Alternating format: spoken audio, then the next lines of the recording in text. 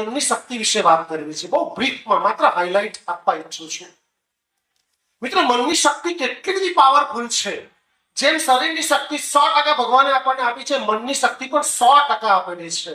પણ ટ્રકો ભરીને રિસર્ચ એવા થયા છે કે માણસ આખું જીવન જીવે છે, 70 વર્ષ, 80 વર્ષ, 100 વર્ષ જીવે છે, માત્ર 5 થી 10% જ શક્તિ યુઝ કરી શકે છે. 90 થી 95% મનની શક્તિ માણસના મૃત્યુની સાથે જતી રહેતી હોય છે. એનું એક ઉત્તમ ઉદાહરણ જે હું બોલું છું ને તેનું છે.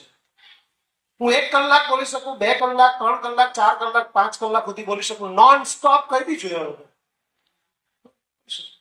પણ તમને કંટાળો બી નહીં આવે. બોલો, આ શું છે?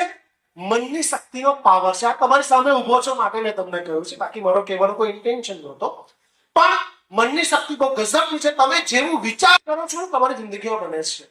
તમે આજે જે કંઈક છો ને એ તમારી ગઈકાલની વિચારસરણીને કારણે છો. યાદ રાખજો, અદ્ભુત વાક્ય છે.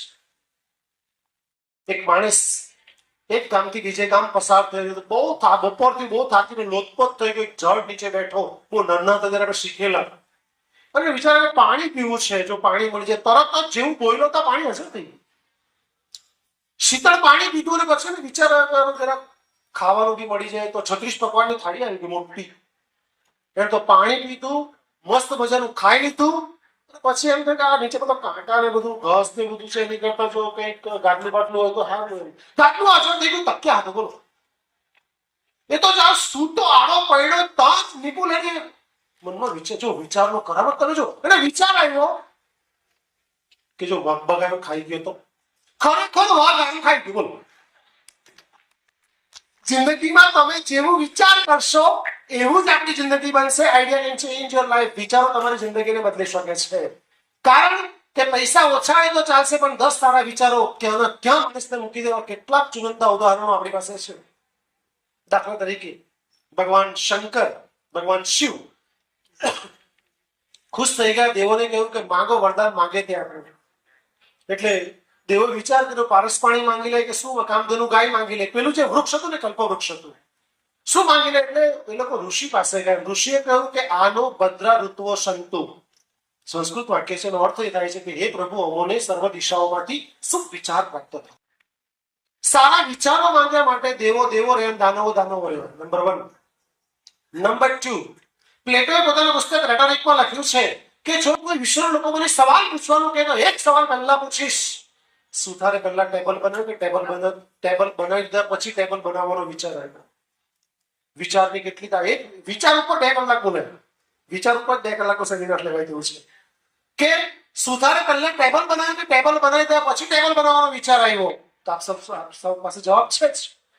ત્રીજી મહત્વની વાત, સિરા ઓસ્ટેન્ડર, કદાચ નામ સાંભળ્યું, અમેરિકાની છે. સાયકિક બિહાઇન્ડ આયર્ન કર્ટન નામના પુસ્તકમાં લખે છે કે એક રૂમની અંદર 10 છોડ લીધા અને એક માણસને મોકલ્યું કે તમે કાપી નાખીશ, મારી નાખીશ, કોઈ પણ આગળ વધવા દઈશ નહીં, તમે ફળ અને ફૂલ તમારા પર નહીં જ આવશે, આવું બોલ્યું. આ સત્ય ઘટના છે. અને ઇલેક્ટ્રોડોટ નામનું મશીન આવે છે, અને દ્વારા માપ્યું, તે ધ્રુજવા માંડ્યા અને કરમાઈ ગયા થોડા જ દિવસોમાં. એની સામે બીજા જ રૂમની અંદર આવા 10 છોડવા મૂકેલા અને તેમાં બીજો માણસ ગયો અને કહ્યું કે તમે ખૂબ સારા છોડવા છો, ખૂબ સારી રીતે હવા, પ્રકાશ બધું જ સેમ આપવામાં આવ્યું, છતાં પોઝિટિવ વિચાર આપવામાં આવ્યા તો ઇલેક્ટ્રોડોટ વડે મશીનોને માપવામાં આવ્યા તો પેલા જે છોડવા હતા તે ખૂબ સારું કંપન અનુભવે, લહેર અનુભવી અને ખરેખર ખૂબ સારા વિકસે. અહીંયા વિચાર કરવા જેવી બાબત એ છે મિત્રો કે વૃક્ષ પાસે તો મન પણ નથી. જો માણસના વિચારની આટલી તાકાત જો વૃક્ષ ઉપર કે છોડ ઉપર પડતી હોય તો પછી આપણી પાસે તો મન છે. હર્બર્ટ એન્સન પોતાના પુસ્તકમાં લખે છે કે જ્યારે મનની શક્તિનું છેલ્લું સ્ટેજ હોય છે ને, ત્યારે તિબેટમાં લામાઓ એને બરફની લાદીની વચ્ચે ઉભો રાખે છે ને સવારે પસીનો થવો જોઈએ તો એ મનની શક્તિ ઉપર ધારિત કરી શકતો હોય છે.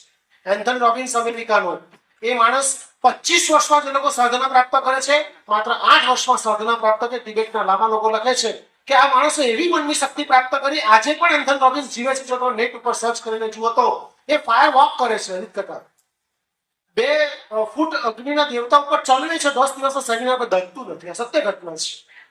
યુરી ગેલર જે ઇઝરાયલનો પણ લંડનમાં રહે છે, આ માણસ એમ બોલે કાચ ફૂટી જાય ફૂટી જાય ફૂટી જાય કાચ ફૂટી જાય 40 વર્ષથી ચાલુ થયું નહીં ગલિયાણીમાં દ્રષ્ટિ કરે ગલિયા ચાલુ થઈ જાય ચાલતી ગલિયાણી બંધ કરી દે જે પેલો શું કહેવાય એને ઉડન ખટોલા જે કહે છે ને અંબાજી જઈએ તે વખતે એ ઉડન ખટોલાની અંદર નજર કરે નીચે શુભરંગ તો તરત જ થૂકી છે યસ ઇટ્સ અ ફેક્ટ છે લંડનની અંદર વૈજ્ઞાનિકોની ટીમે આખું સંશોધન કર્યું અને સાબિત કર્યું કે મનની શક્તિ બહુ ગજબની છે મિત્રો આવા તો હજારો ઉદાહરણો છે કે સવારથી હમણાંથી સાંજ સુધી રાતે 10 વાગ્યા સુધી બોલ્યા કરું ને તો બી નહીં પટે દેવા છે પણ બ્રીફમાં તમને કહું છું કે તમે જેવું વિચાર કરશો એવું તમારી જિંદગીમાં બનશે જ ને